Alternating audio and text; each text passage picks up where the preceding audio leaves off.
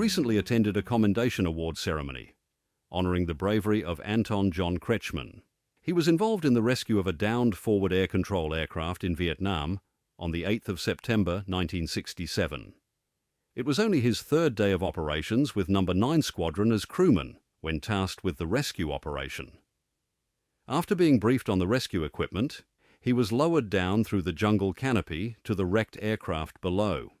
He was able to extract the surviving pilot, who was flown to the 36th Evacuation Hospital in Vung Tau. Retired Wing Commander Bob Redman sat down with Tony to hear about his career in the Army and the Air Force, as well as the rescue mission in 1967. Tony, can you tell me where you were born? I was born in Cairns, North Queensland. Yep, and you went to school in Cairns? Not for long. We moved up to the Atherton Tableland. Yep. And went to school up there. And, most of my schooling we moved to a little place called Tolga. It was a three-teacher school near Atherton. All right. And what did your parents do? Mum was a housewife, bloody 4 kids. Dad was a motor mechanic, or tractor mechanic. He was, and he used to set up ploughs and stuff like this for farming stuff mainly. Were they both born in Australia, or were they immigrants? Or? No, they were born in Australia. Australia. Right. The old man was born in East Brisbane, and Mum was born in Cairns. Right. And when you left school, what did you do? Panel beater. Yep. And what possessed you to join the Army? They didn't put my papers through. I pulled out of school and halfway through the year, and they said, "Oh, we'll put your papers in for next year." Yep. But they never ever did, so I did another year. Anyway, I thought, I'm not going to get trade qualifications, even though I can do it. Yep. You're still learning the same stuff. Guy that I was learning the panel beating under was the CSM of bloody A Company in Atherton, and full of wars. So I joined the Army. And what did you do in the Army? Oh, well, rookies was in Wagga. Then we went up to Sydney for corps training, which was 4 battalion in those days. 4 battalions active now, but it used to be a training battalion. Then when I finished that 3 months, then posted to 1 RAR, Mortar Platoon. And my first platoon commander was Barry Peterson, of quite famous nature. Renowned. Yeah, he is. Barry's dead now, but he was a good platoon commander. Yep. But I was too young to go to Malaya with the unit, so they gave us a choice of going drill instructors at Wakehall with the end of that first batch of Nashos, or going to Canungra, demo platoon. And of course, demo platoon was where you had all the fun, with all the rope courses and confidence courses and bloody doing. We were under battle wing. Yep. There was battle wing and warfare wing. We were mainly under battle wing, and we did all their courses and acted as enemy for people that needed to have an enemy. And when I passed out of there, I turned 19, and I flew over to Malaya, and we were operating. I was B Company, 1 RAR, 4 platoon, and we were operating up on the Thai border. Yep. Which meant we drive up to a place where the Soggy Para met the main road, and we get in boats, and we'd go up into the jungle. Oh, we had a bit of a camp there where we used to unload the boats with the heavy stuff, and then from there we'd go bush, up straight up the mountain to Thailand. Was up there somewhere, and that was the last place what enemy was left that was seen going. The guy we were looking for had a personal bodyguard of 7 Bren gunners, and we'd go looking for him in section strength, 1 Bren gun and half a dozen rifles. Our second leader at one stage was Fearless Fred Hammersley. And I said to Fred, I've often wondered, Fred, what are we going to do if we find these fellas? He says, we're going to lay in the bush and be very, very quiet. You won't get a peep out of me. Yeah. So, Anyway, we did all that, and then we went on the major war training. We looked like we're going to go into Laos. So we trained as a battalion for some months, and then we ended up in Singapore. They decided to have an exercise in Borneo, and Beat Company was selected to go on the HMS Bulwark with 42 Commandos.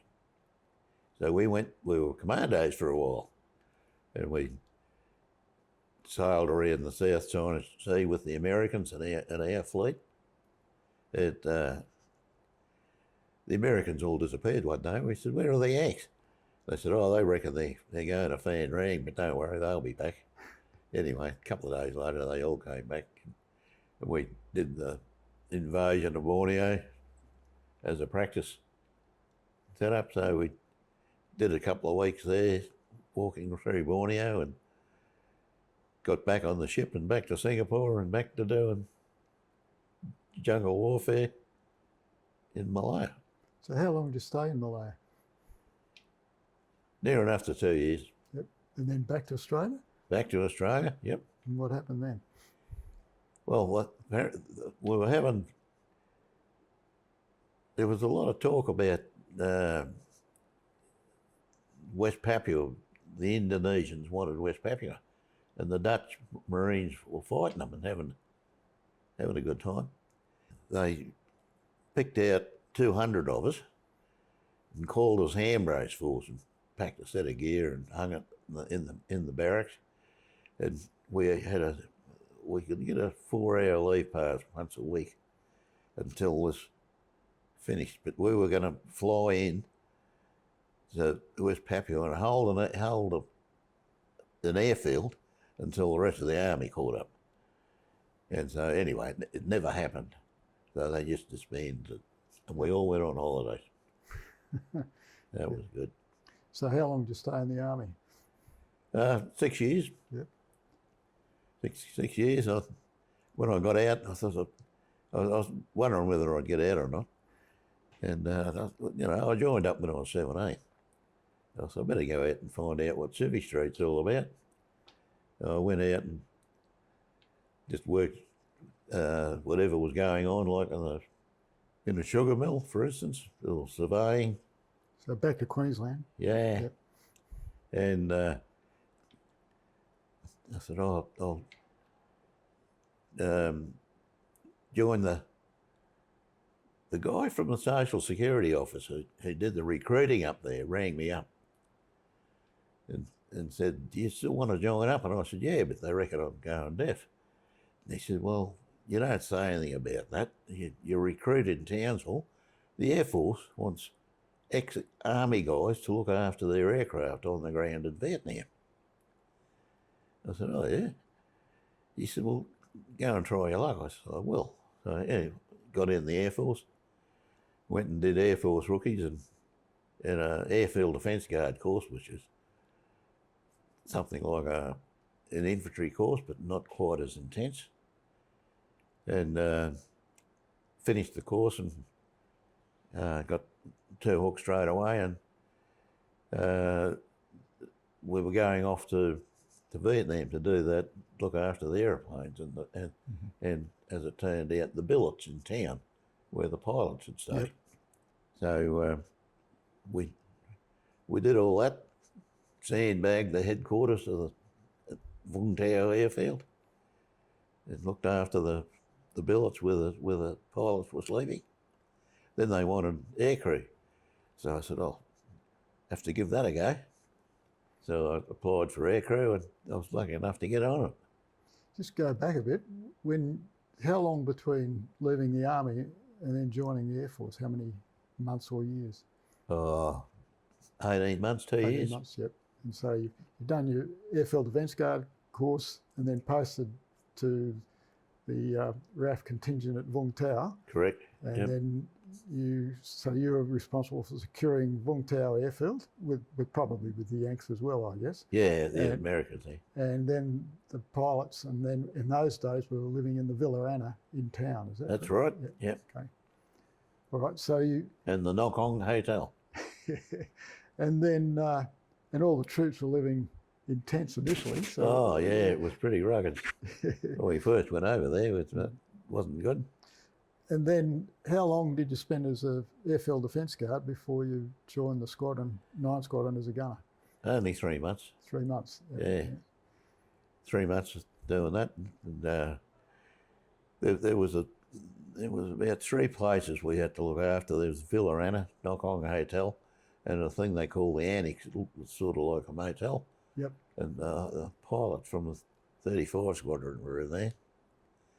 And you had to patrol that, like we had a Jeep. Yep. We'd go and check on because we didn't even have enough radios to go around. So you'd have to drive down and make sure everything was all right. The American MPs were driving around town at night. So that was the only backup there was. But it was pretty safe there because apparently the VC were using it for an RR Centre too. Yeah, the rumour continued for many years after that. They did, yeah. So everybody got on okay.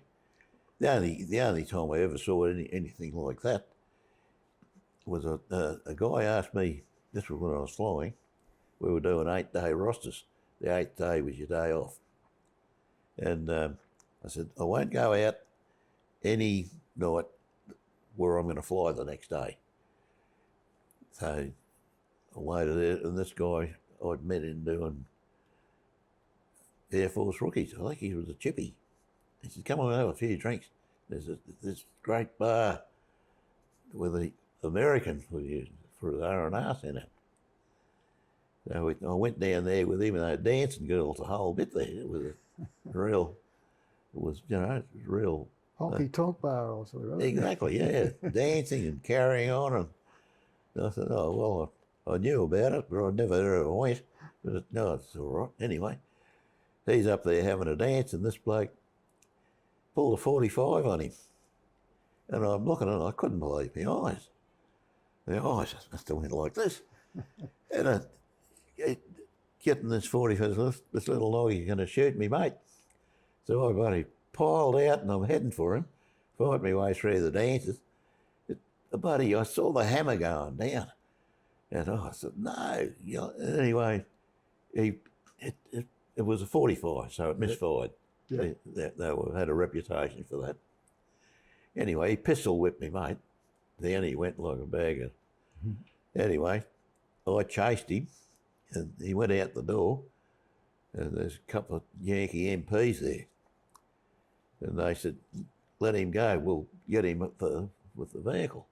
So I stopped there, and anyway, they never ever got him anyway. Got me mate back up to the aid post. And that was that, but that was the only violence there was in Vung Tau. So when you switched to a gunner with 9 Squadron and the Hueys, did you get much training, or just on-the-job training? Just get in and see how you like it. So you get in there, a few of us in there, they had an M60 out each side, and right, try your hand on the M60. Well, I'd cut my teeth on them when we first got them in the army. Yep.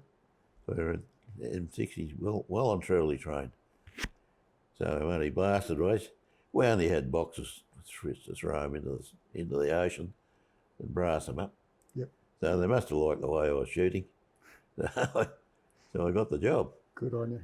Did you, with the M60 on the Huey, did you have any early problems with the air blast and so on? Or did you have to modify? I did, one time. I was flying gunner on the port side, and we saw this poor little doggy walking across through the bush. Only not far from Nui Dat, actually. And we were going back to Nui Dat. And this doggy saw us, so he made great leaps and bounds and headed for a patch of bamboo. So the skipper flew over there, and the crewman there brassed him up. and fired his 400 rounds and flew back the other way, and I started on my 400. I got a couple of hundred away, and exactly what you described, the prop wash. It blew one of the empty cartridge cases back in, got stuck between the operating rod and the post. So I said, this thing's not going to fire for a while. I'll have to pull it apart to get it out. So I did, and they were going to put a shield on it. It never happened. Did later on. They eventually made it a bit better, a couple of years later, when I got there anyway. Oh, good.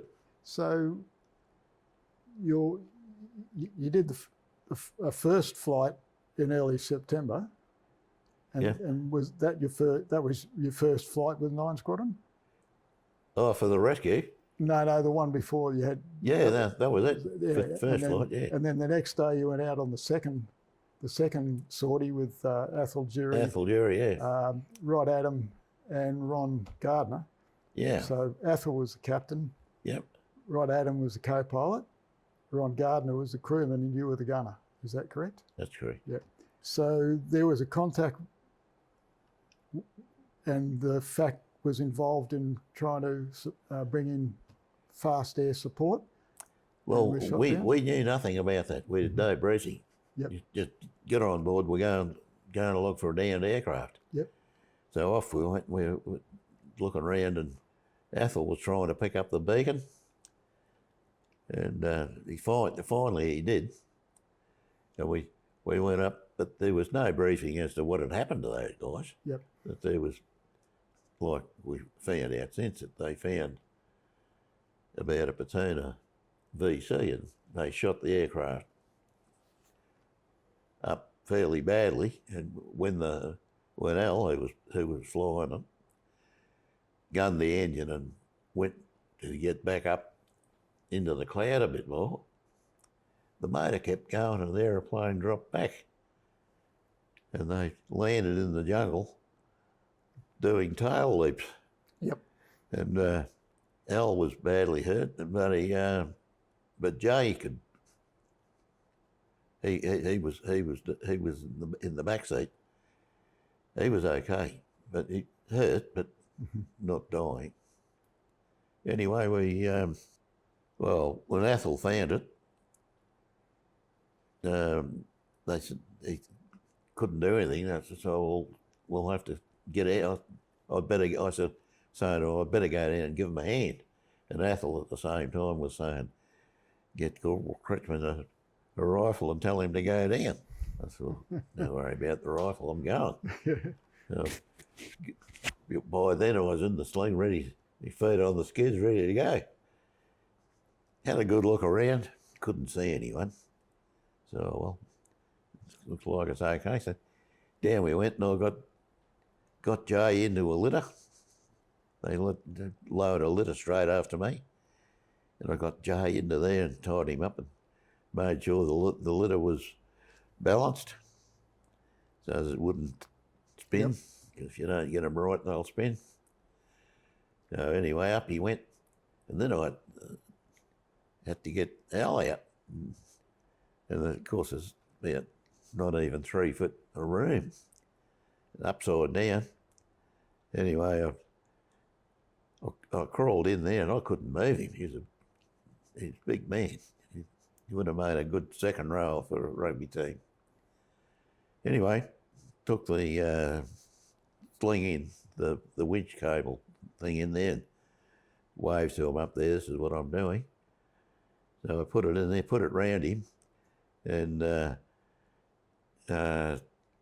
gave the signal, just wind it up, and we just used winch dogman signals, and just wind it up, stop, wind it up, stop, and eventually I got him out, and I could put the harness on him properly, so he wouldn't slide out of it. Crimped it up tight, and told him to take him up. He got up there fine, there's no problem. Anyway, I had a quick look around and I still couldn't see anyone. I thought, well, we're making enough noise, but nobody's found us yet. So I had a look around and got the map first. Then I got the rifle. Then I got something that they lowered down to me, like a big cricket pad. But I didn't know how to use anyway. And anyway, I put it all on me and gave them the thumbs up and they pulled me up. Off we went. And off to Vung Tau down to 36 Evac Hospital. Yep. And we wouldn't have, I don't think we'd have got him out of there with a Bravo. But we had a Delta and it had 120 foot of cable on it. Yep. And the Bravo only had 80. And I think that's probably why Athol decided to take the Delta in case. Well, it was triple canopy. And the winch was just long enough to penetrate the canopy. It was just, Ron said there wasn't much left. So how long did it feel like when they were winching you back up? Oh, mate, it's just like waiting for a bus. Anyway, buddy, my eyes must have been like saucers looking around in case anybody had arrived on the scene. Because the enemy couldn't have been too far away from the site. Well, you wouldn't think so. Like according to Jay's description of the night they spent in the jungle, they could hear them searching. Yep. And they had a bloody dog. Wow. And I thought, well, if the dogs are as good as ours, they'll be onto us like a flash. But anyway, nobody showed up. What time of the day was it when you got there? Pretty early. Yeah. It was pretty early. Only because we took off at first light, so I got no idea of the time. Yep. I never thought. So you reacted from Vung Tau or from Nui Dat? No, we reacted from Vung. From Vung Tau. Vung Tau, yeah. Buddy, off we went. Maybe Athol had flown another aircraft through the night. I don't know. Yep. But when Ronnie and I crewed the aircraft, it was pretty close to first light at Vungus. That was a pretty stern introduction to 9 Squadron operations in Vietnam. Well, yes, I said. Gee whiz, I hope it's not like this every day. Yeah, I've heard that phrase before. So then life settled down a little bit, or was it continuous excitement? No, we did mostly resupplies, a couple of dust-offs, but mainly we were involved with the SAS. Getting these guys out. They were using 5-man patrols at the time. So if you had a winch job, you'd pull up 2, yep, put the winch down in, bring up 1, and then you'd bring up the last 2. And in the meantime, you had a light fire team, 2 helicopter gunships, and the SAS would have popped smoke, and they'd direct everything from where the smoke was. I said, right over it. The gunship's there 30 metres out at such and such a direction, and the gunships would make a pass down there. And when the gunships had finished their pass, you would have worked out what the difference was between that smoke and where they thought the enemy were, mm-hmm, and where the gunships had brassed up. And the gunships wouldn't get in that close. They wouldn't get in they wouldn't get closer than 40 metres. So you had that area there that you had to brass up with your M60 as much as you can. And I was flying with Mick Axel one day, and the FAC reckoned we got one. I said, oh, well, there you go. But yeah, that was good. Mick was a good bloke. He showed me how to fly it. He says, we went and had a few drinks at the SAS Mass, where I'd done a parachute course when I was in the army. And there was half a dozen guys I'd done the course with who were in the SAS now. So I had a few drinks with them. And Mick asked me if I'd had a fly. I said, no. I said, no, he just joined the squadron. He said, oh, I'll have to give you a fly. the co-pilot wants to use your gun. So anyway, we had a few more drinks and money. We wouldn't have passed the breathalyzer. Anyway, we went in, got in, cranked the bird up, and buddy, the co-pilot put me in his seat and jumped up and took over the gun. Mick got a free fire zone along a creek where they'd seen somebody. And I said, we'll brass up the far side of that creek. So he flew low down the creek, and the co-pilot shot where he thought it might do some good, scare somebody up down there. You fired the 400 rounds, and this is all right, we'll go back to Vegas. Mick said, you can have a fly now. I said, oh, good. I said, he says, give it a bit of left pedal and take the stick very gently. Talk me through it. There. So it was my first fly.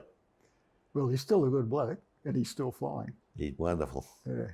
He's wonderful. But before I joined it, apparently he'd got a helicopter shot up badly. But that was before my time with 9 Squadron. So. Yeah. But I know the SAS thought the world of him. Yeah, they won't let him buy a drink if they're in town. No. No. And so how long did you spend with 9 Squadron? Well, right till the end of my tour, but 10 offensive started, and they made me crewman. By then I knew what was going on. So I'd alternate between gunner and crewman, and depending on what's going on. And then when the second 10 offensive started, but I forget who it was that asked me. He says, look, we're sending up some aircraft up to Foolaloi that's going to be in direct support of Fire Support Base Coral. Are you interested in going? I said, well, I am, but, I'm torn between, I've got 4 days leave due, and I was going to go down to the Caribou and buy some goodies down at Penang. But it's all the officer said, so I only want to send up experienced crews. I said, okay, I'll go. I said, can I pick my own gunner? He said, yeah. I had a guy in mind, Terry Jackson. He said, anyway, so I've got to win here. So I said, I'll try again. I said, can we take the twin guns that we've got set up for the gunships if ever we get them?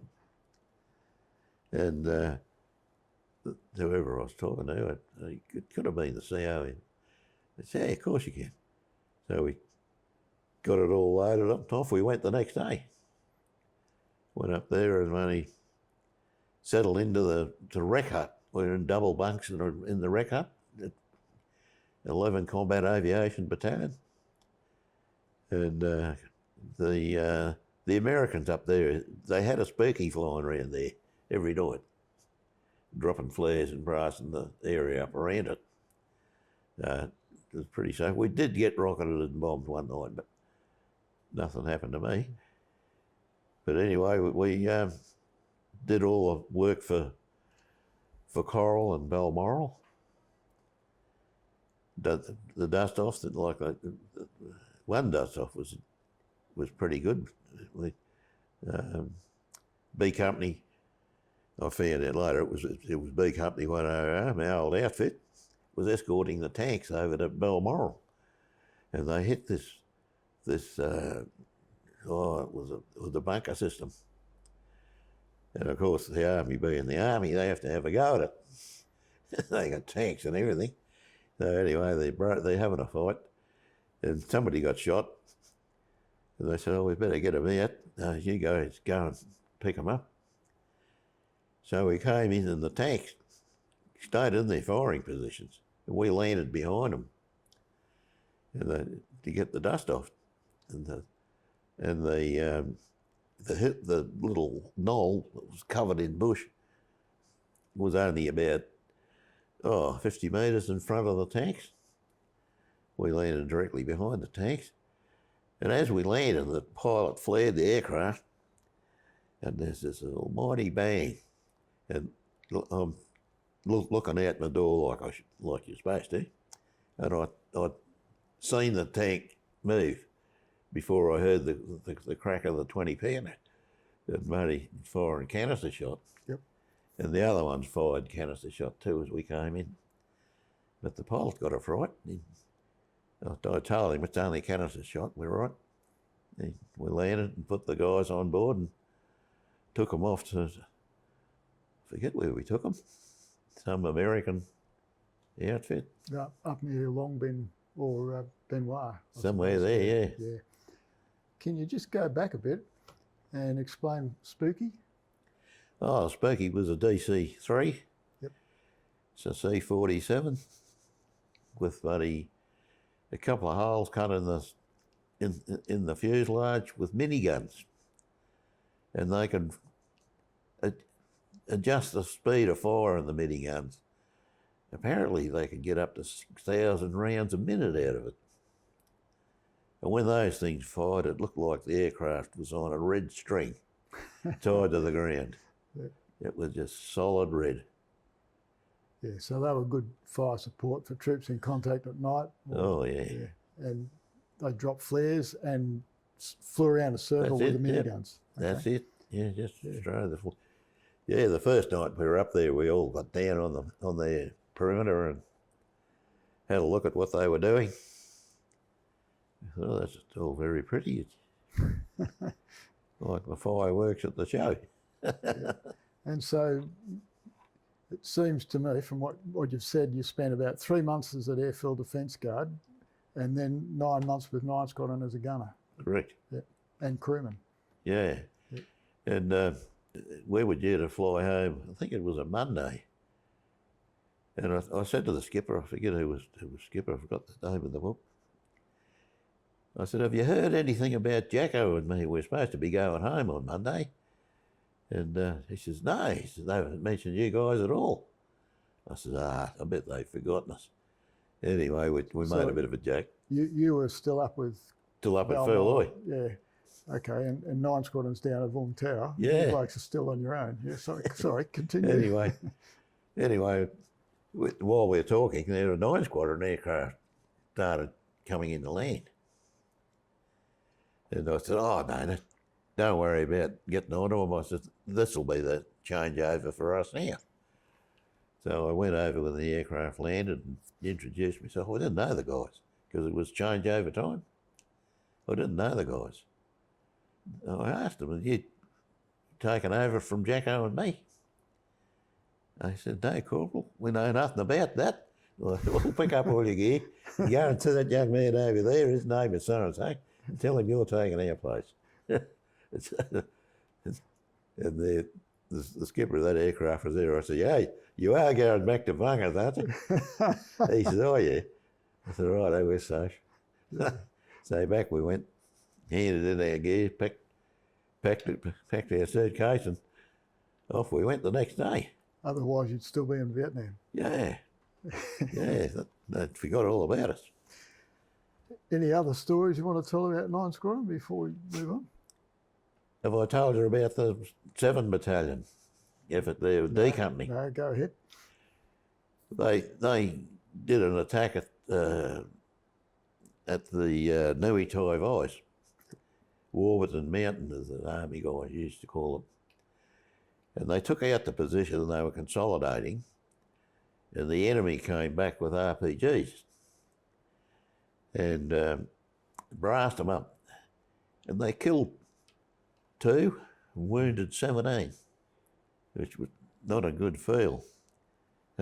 We'd just finished flying for the day. We were in the booze having a couple of beers, and the duty officer came in and says, those of you who aren't too pissed, get back up to the flight line because we've got a job on.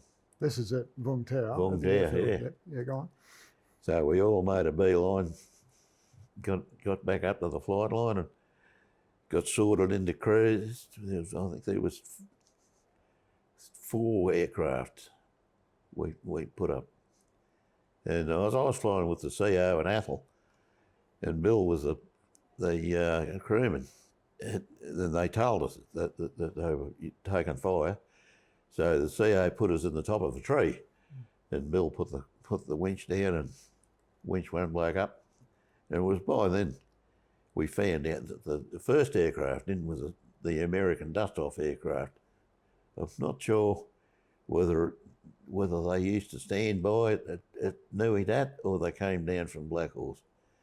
We used to have a plan of, or when I first started flying with them, we'd have an aircraft at Nui Dat. Yep. But we were from Vung Tau. Anyway, this American aircraft had been shot up. Anyway, it ran out of noise and he put it down in paddy field. And so we hastily went off to pick them up out of wherever they were and got them all on board. Must have been a sight, people hanging out of it everywhere. Bill and I had to stand on the skid. And we flew back level to Nui Dat, where we unloaded and made it safe. Those are the wounded. The wounded, yeah. The wounded, no, the poor buggers that were killed always came out last. Yep. So this incident happened on the 8th of September 1967, the incident with the rescuing the forward air control survivor and recovering the body. And later on, 50 years later, the Chief of Air Force has decided to give you an award. So how does it feel? It feels bloody, it feels wonderful. You know what I saved one man's life, got his mate out so they could bury him. That feels good to be recognised. Yeah, it was. It was a pretty emotional time for everybody, no more than for you and for Anne. Yeah, you sort of relive it. And thank your lucky stars that those fellas didn't come back with their dog. Yeah.